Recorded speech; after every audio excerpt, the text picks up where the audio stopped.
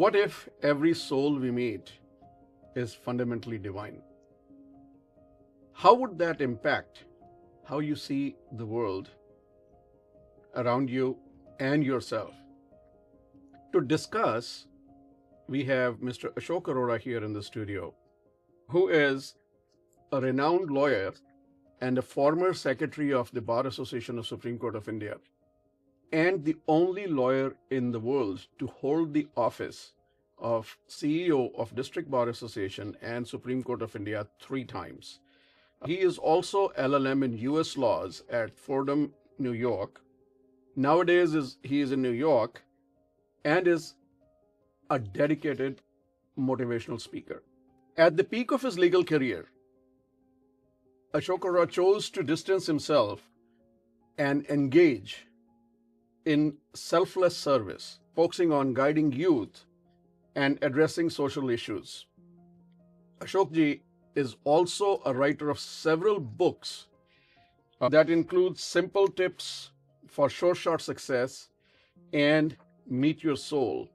And he was also felicitated by Chief Justice of Supreme Court of India for his work and these books.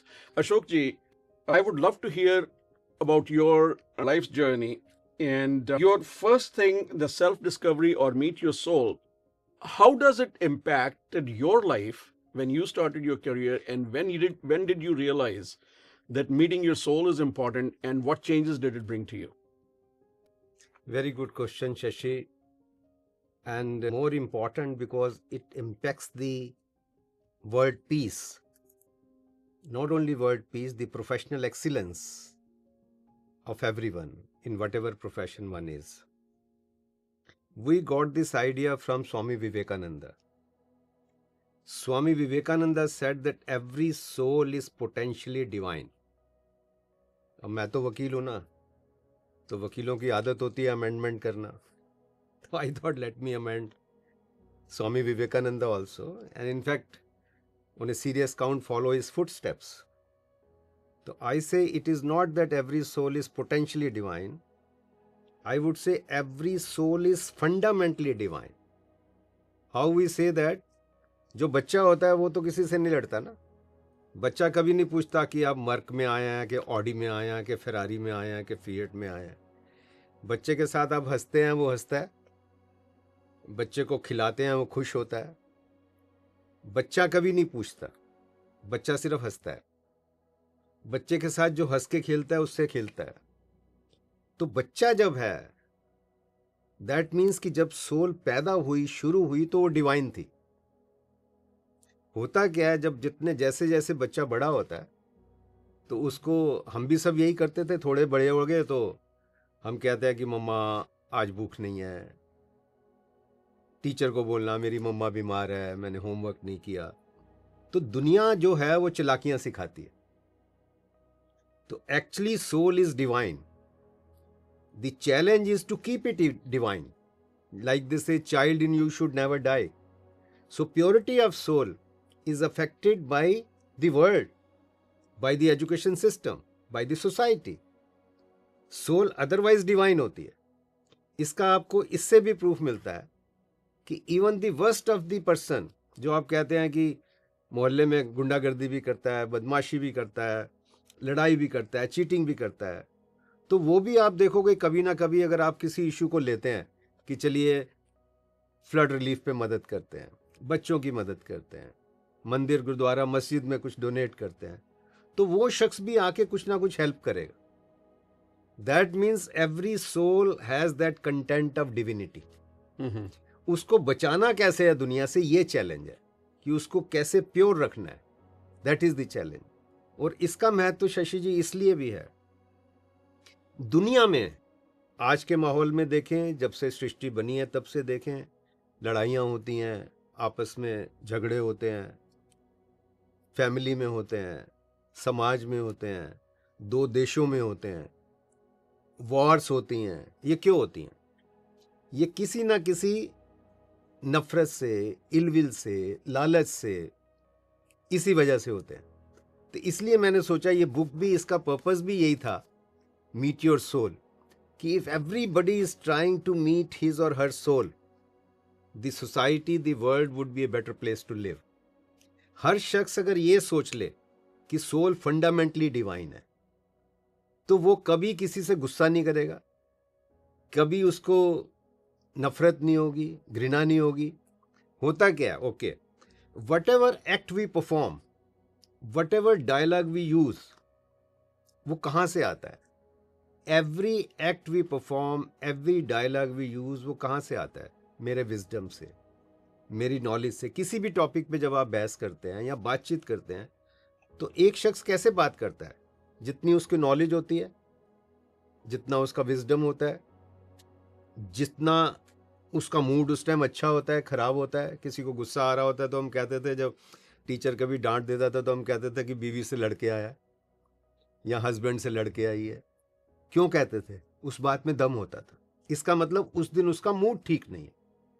तो आदमी जो गलत काम करता है या जो दूसरे को गलत लगता है या दूसरे को इफेक्ट करता है, उसका कोई ना कोई कारण होता है.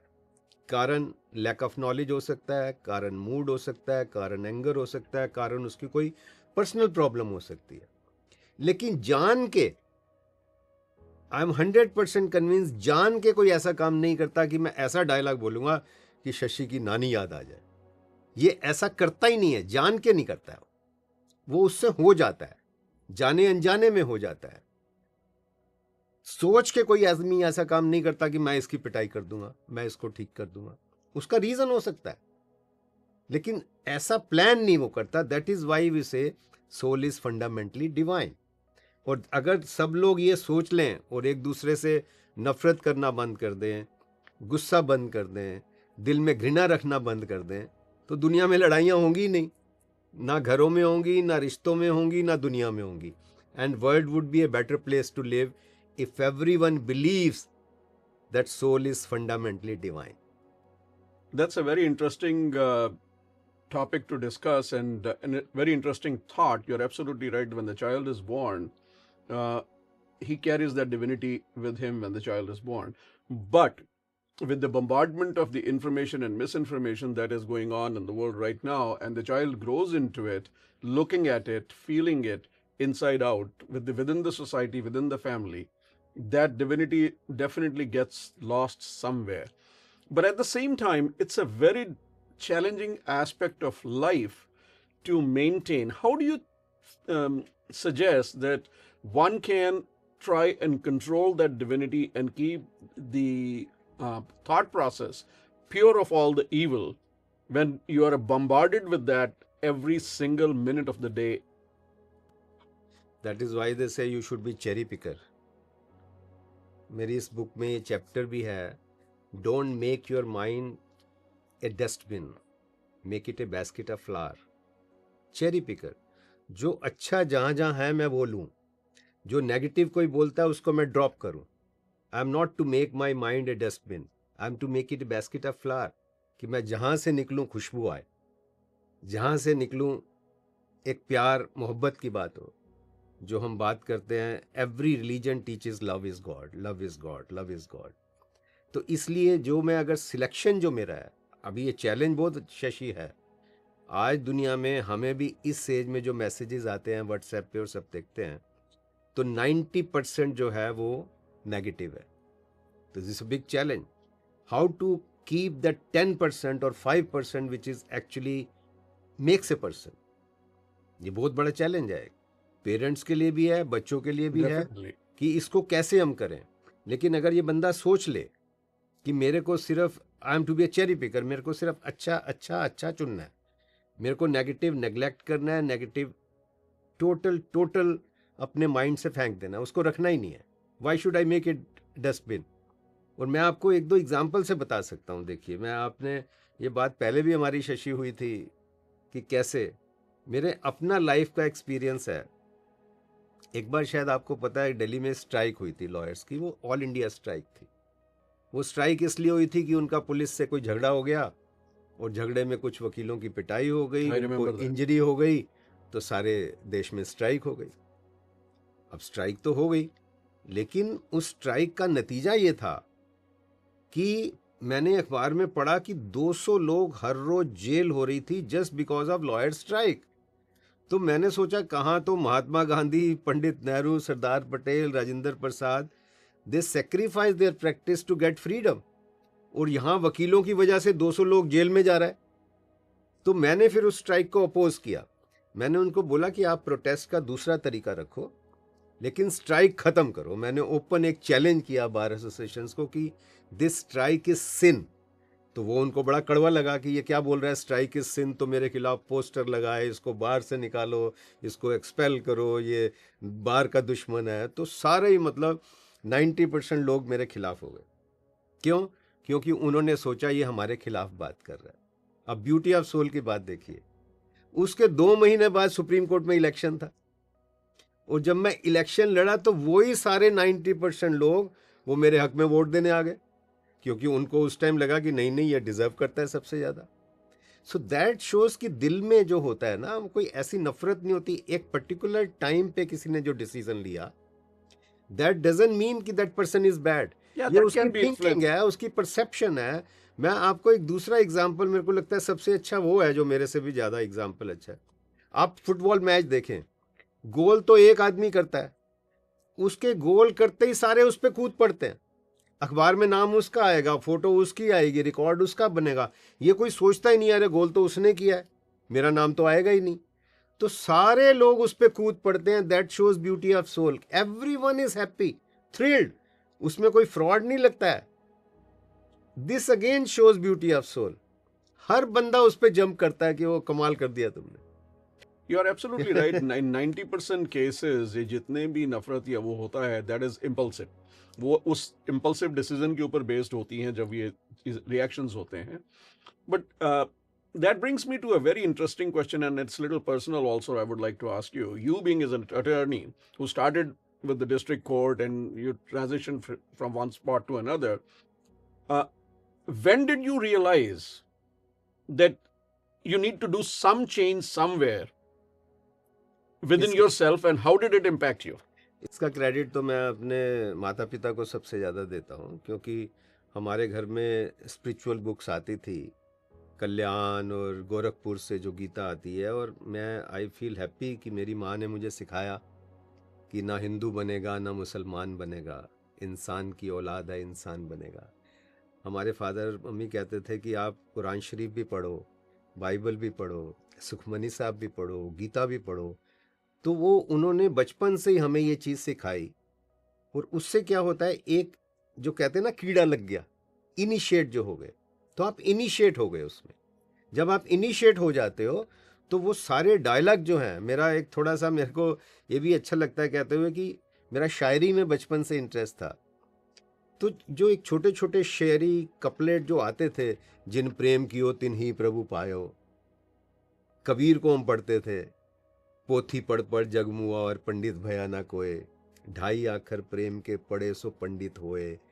तो वो जो प्रेम की बात कर रहे हैं, वो प्रेम खाली आई लव यू वाला प्रेम नहीं कह रहे हैं कि गर्लफ्रेंड बॉयफ्रेंड अब एक आई लव यू।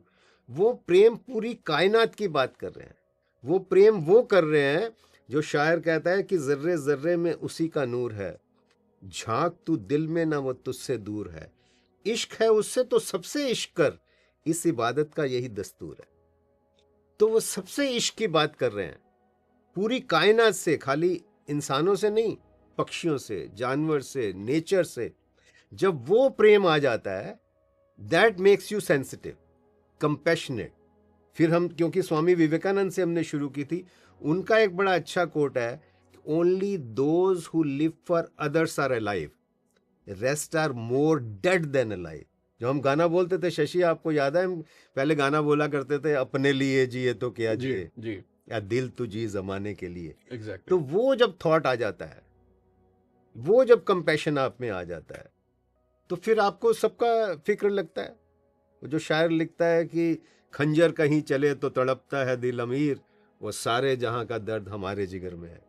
जब आप दूसरे के दर्द को दर्द समझते हो, जब दूसरे की खुशी में खुशी शामिल करते हो, तो तब इंसान इंसान बनता है। तभी तो अब देखिए, स्वामी विवेकानंद जी ने बड़ा कड़वा और सच बोला है, only those who live for others are alive, rest are more dead than alive. वो तो कहते हैं आदमी मुर्दा है, जो आदमी आदमी के बारे में नहीं सोचता वो एक मुर्दा है। तो ये मैसेज अगर हम सब रखें, और सबको रखना होगा ना शशि, हमारी पहले भी इस पर बात चर्चा हुई है कि एक मोहल्ले में अगर 10 लोग गुंडे हैं तो वो मोहल्ला खराब गिना जाता है, एक गुंडा है तो काम चला लेते हैं। तो इसलिए पूरी सोसाइटी में, देश में, दुनिया में जितने लोग अच्छे होंगे, जितने लोग इस थॉट को सोचेंगे कम से कम, ब्यूटी ऑफ सोल को, उतना मैं समझता हूँ सोसाइटी बेटर होगी। तो हम इसको चलाते रहें। और मैं आपकी बात से 100% इत्तेफाक रखता हूँ। और actually I have been saying this for a very long time कि जब कभी भी आप किसी की खून की बूंद देखते हैं और आपके दिल में अगर चोट नहीं पहुंचती है तो आप इंसान नहीं हैं। सबसे पहले आपको इंसान बनना ज़रूरी है। और आप अगर मेरी वीडियोस देखेंगे तो 90% मेरी वीडियोस में यही मैसेज रहता है कि इंसान बनिए और इंसानियत को ज़िंदा रखिए। बाकी हिंदू मुसलमान कुछ भी हो, वकील हो या ना हो या कुछ भी हैं, वो आप सब बाद में हैं, सबसे पहले आप इंसान हैं। चलिए इस तो बात को चर्चा जारी रखेंगे। मेरे को लगता है कि आई कॉन्ग्रेचुलेट यू रिजवान साहब, वली साहब, सबको, कि इस चर्चा को हम जारी रखें। कहते हैं ना, बात निकलेगी तो दूर तलक जाएगी। तो जितने लोग अच्छे होंगे उतनी सोसाइटी बेटर होगी। Let's do something together to make this world a better place to live. तो अभी के लिए धन्यवाद, नमस्कार, will be in touch. You can email me on ashokarora2310@gmail.com. Thank you. Bye. So as Ashok ji said, let's embrace the beauty of every soul and let go of ill will and hatred. Hatred that has occupied the world today. The whole world is burning. Can we stop for 1 minute and think about it? What's the impact of it? Who is impacted with it? If you think about it for a second, आपको पता चलेगा, आपकी रूह से आवाज आएगी, मरने वाले ने मार दिया, मरने वाले मर गए, लेकिन जो पीछे छोड़ गए वो छोटे छोटे बच्चे जिनकी जिंदगी अभी शुरू भी नहीं हुई। हम डिविनिटी ऑफ सोल की बात कर रहे हैं अशोक जी के साथ। वो divinity of soul is subjected to all kinds of torture and uncertainty. Does that make us a human being? I would love to leave you with that question and continue this discussion later on.